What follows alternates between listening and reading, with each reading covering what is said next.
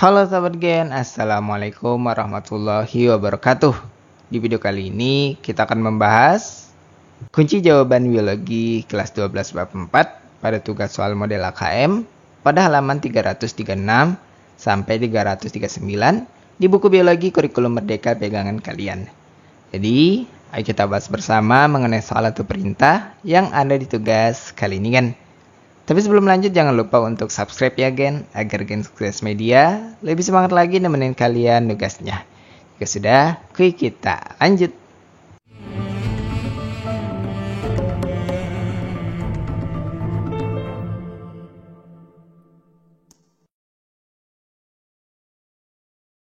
Gen, kita masuk pada soal pertama berikut ini. Perhatikan soal yang ada ini. Namun terlebih dahulu atau langkah baiknya kalian membaca teks informasi yang berjudul spesiasi tupai Grand Canyon sebagai rujukan kita dalam menjawab soal yang ada di soal 1 ini hingga soal 5 nantinya. Untuk soal 1 ini perintahnya berilah tanda centang pada pernyataan yang sesuai dengan teks berikut. Dan berikut ini adalah hasil analisis berdasarkan teks spesiasi tupai Grand Canyon. Untuk pernyataan pertama ini dianggap benar karena dijelaskan bahwa spesiasi Allopatric menyebabkan kedua populasi menjadi spesies berbeda yang tidak dapat melakukan perkawinan. Untuk pernyataan kedua dianggap salah, yang mana spesiasi yang terjadi adalah spesiasi Allopatric, bukan Sympatric. Begitu pula dengan pernyataan ketiga juga dianggap salah, yang mana tupai Kaibab hanya ditemukan di Grand Canyon Utara, yaitu pada dataran tinggi Kaibab, bukan di lembahnya. Adapun untuk pernyataan keempat, ini dianggap benar, yang mana teks menyebutkan bahwa tupai Abert adalah nenek moyang dari tupai Kaibab yang mengalami isolasi geografis.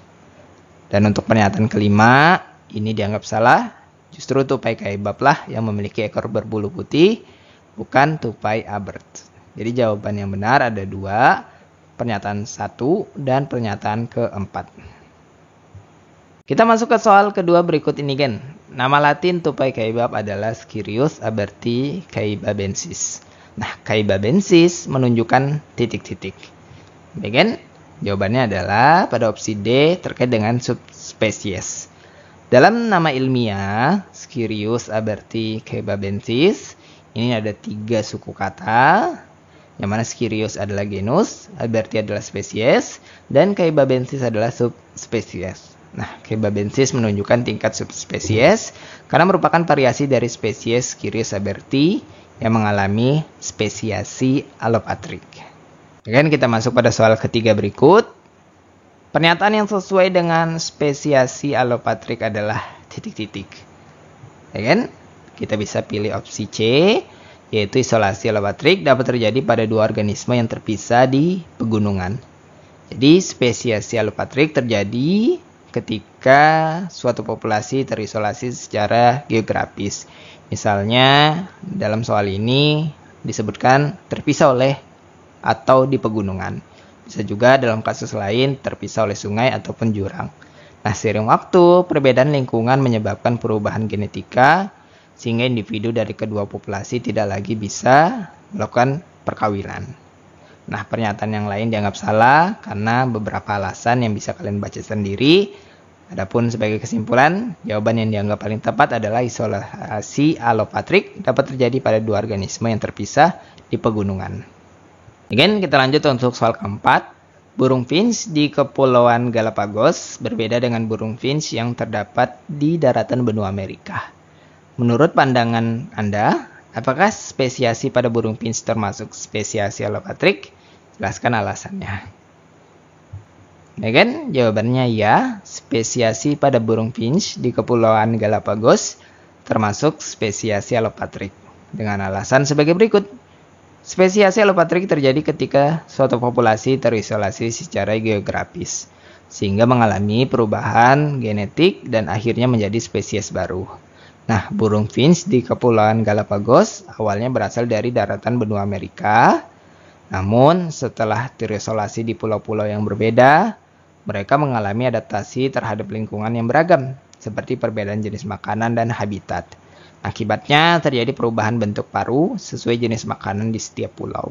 yang kemudian mendorong terbentuknya spesies baru melalui seleksi alam. Jadi kesimpulan, spesiasi burung finch adalah spesiasi allopatric karena terjadi akibat isolasi geografis yang menyebabkan evolusi populasi yang berbeda di berbagai pulau. Kemudian kita masuk pada soal kelima berikut. Seorang peneliti memelihara tupai kaibab dan tupai abers, berbeda jenis kelamin yang diambil dari Grand Canyon dalam satu kandang selama 3 tahun.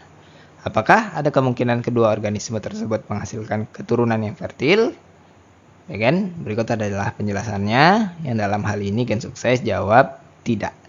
Di mana tupai kaibab dan tupai abers telah mengalami spesiasi allopatric, berarti mereka telah terisolasi secara geografis dalam waktu yang lama dan mengalami perubahan genetik. Nah, akibat isolasi ini, tentu pertama ada perbedaan genetik, yang mana kedua populasi telah berevolusi secara terpisah, menyebabkan perbedaan genetika signifikan yang dapat menghambat perkawinan. Kedua, isolasi reproduksi. Nah, jika mereka mencoba kawin, kemungkinan terjadi ketidakcocokan genetik yang menyebabkan embrio gagal berkembang atau menghasilkan keturunan yang mandul. Dalam hal ini tidak fertil atau tidak subur. Ketiga, perbedaan morfologi dan perilaku. Jadi bisa jadi mereka tidak tertarik satu sama lain karena adanya perbedaan fisik atau perilaku kawin. Jadi kesimpulan, meskipun tupai kaibab dan abad berasal dari nenek moyang yang sama, mereka tidak dapat menghasilkan keturunan yang fertil karena telah menjadi spesies yang berbeda akibat spesiasi allopatric. Dan kita masuk pada soal ke-6 berikut. Perhatikan soal yang ada ini. Namun terlebih dahulu kalian bisa baca teks rujukan yang terkait dengan evolusi kuda untuk menjawab soal dari yang 6 ini dan soal-soal berikutnya hingga soal ke-10. Untuk perintah soal 6 ini, berilah tanda centang pada pernyataan yang sesuai dengan teks tersebut. Again, dan berikut ini adalah hasil analisis berdasarkan teks evolusi kuda. Untuk pernyataan pertama dianggap benar, di mana teks menyebutkan bahwa Equus, nenek moyang langsung kuda modern, memiliki satu kuku di setiap kakinya sebagai adaptasi untuk berlari di padang rumput. Untuk pernyataan kedua dianggap salah, yang mana fosil kuda tertua adalah Eohippus yang hidup pada zaman Eocene, jauh sebelum Philoephus muncul di zaman Pliocene. Untuk pernyataan ketiga dianggap benar, di mana Eohippus hidup di zaman Eocene, sementara Hipparion muncul jauh kemudian pada zaman Miocene. Lanjut untuk pernyataan keempat, ini juga dianggap benar, di mana teks menyatakan bahwa evolusi kuda adalah salah satu bukti evolusi yang terdokumentasi dengan baik di dunia. Dan untuk pernyataan terakhir ini dianggap salah, di mana kuda modern berasal dari Equus, bukan Pliohippus. Pliohippus itu adalah nenek moyang langsung dari Equus. Kemudian kita masuk pada soal ke-7 berikut ini. Otak kuda yang paling kompleks adalah titik-titik. Jawabannya ada pada opsi D, yaitu Equus. Menurut teks evolusi kuda, kompleksitas otak meningkat seiring evolusi kuda. Nah, Equus sebagai kuda modern mengalami perkembangan otak paling kompleks dibandingkan nenek moyangnya, seperti Hyracotherium, Mesohippus, Miohippus, dan Pliohippus. Ciri utamanya dari otak Equus ini lebih besar dan lebih kompleks dibandingkan dengan keturunan sebelumnya, meningkatkan kemampuan berpikir dan koordinasi yang dibutuhkan untuk bertahan di lingkungan padang rumput terbuka. Jadi sebagai kesimpulan, Equus memiliki otak paling kompleks dibandingkan kuda purba lainnya. Kemudian kita lanjut untuk soal ke-8. Struktur tubuh yang membedakan antara kuda modern dengan kuda di zaman Eocene adalah titik-titik. Baik kan? Opsi yang sesuai itu ada pada opsi C, terkait dengan otaknya lebih kompleks. Jadi berdasarkan teks, perbedaan utama antara kuda modern, dalam hal ini Equus, dengan kuda di zaman Eocene adalah kompleksitas otaknya yang lebih tinggi. Di mana perbandingan antara kuda modern dan kuda di zaman Eocene ini untuk ukuran tubuh lebih besar, jumlah kuku memiliki satu kuku, untuk kompleksitas otak tadi lebih berkembang dan kompleks, dan untuk moncong tengkorak lebih moncong, lebih panjang, bukan lebih pendek. Adapun panjang kaki, kuda modern memiliki kaki lebih panjang. Jadi kesimpulan ciri utama yang membedakan kuda modern dengan kuda zaman Eocene berkaitan dengan opsi yang ada ini adalah yang paling tepat otaknya yang lebih kompleks. Kemudian kita masuk pada soal ke-9 berikut ini. Sekelompok murid berkunjung ke sebuah museum yang memajang gambar ilustrasi dan fosil kuda. Gambar ilustrasi dan fosil kuda tersebut disajikan sebagai berikut. Seorang peserta didik berkesimpulan bahwa kuda tersebut adalah Philohippus. Apakah pernyataan peserta didik tersebut benar? Jelaskan alasannya. Again, jawaban dalam hal ini tidak. Pernyataan peserta didik tersebut masih dianggap salah. Gambar ilustrasi kuda yang ditampilkan bukan Philohippus, melainkan Mesohippus. Keterangan 30 cm pada gambar merujuk pada panjang kaki, bukan tinggi tubuh. Hal ini lebih sesuai dengan Mesohippus yang memiliki ciri-ciri sebagai berikut, di mana ukuran tubuh lebih besar dibandingkan Eohippus, di mana Mesohippus memiliki tinggi sekitar 61 cm, lebih besar dari Eohippus, tetapi belum sebesar kuda modern. Kemudian jumlah kuku berkurang. Mesohippus memiliki 3 kuku pada setiap kaki, lebih sedikit dibandingkan dengan Eohippus yang memiliki 4 kaki atau 4 kuku di depan dan 3 di belakang. Untuk moncong lebih berkembang, moncongnya lebih panjang dibandingkan Eohippus meskipun belum sepanjang Philohippus atau Equus. Untuk bentuk tubuh lebih mirip kuda modern, punggungnya lebih lurus dibandingkan Eohippus. Di kesimpulan, peserta didik salah jika mengira gambar ini adalah Philohippus, tetapi lebih tepat jika menyebutnya Mesohippus. Again, kita masuk pada soal ke-10 ini sebagai soal terakhir kita di sesi tugas kali ini. Gambar berikut menunjukkan fosil kaki depan kuda dan ilustrasi salah satu nenek moyang kuda.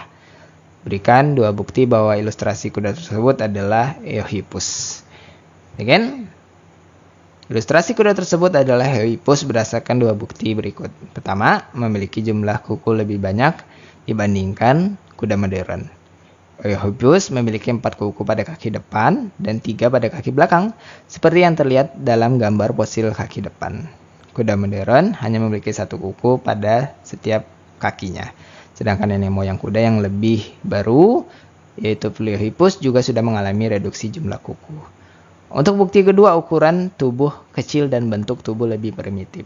Di mana Eohippus memiliki tubuh kecil dengan tinggi sekitar 30-60 cm sesuai dengan ilustrasi dalam gambar.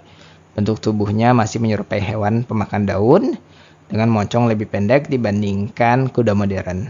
Punggungnya lebih melengkung, berbeda dari kuda modern yang memiliki punggung lebih lurus.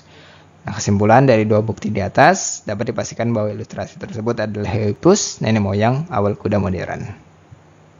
Dan itulah pembahasan sekilas kita untuk uji jawaban biologi kelas 12 bab 4 pada sesi tugas soal model AKM pada halaman 336 sampai 339 di buku pegangan biologi kurikulum Merdeka. Terima kasih karena telah menonton video ini sampai habis, kan? Jika dirasa video kali ini bermanfaat, jangan lupa untuk like dan subscribe ya, gen. Sampai jumpa di video berikutnya dan wassalamualaikum warahmatullahi wabarakatuh.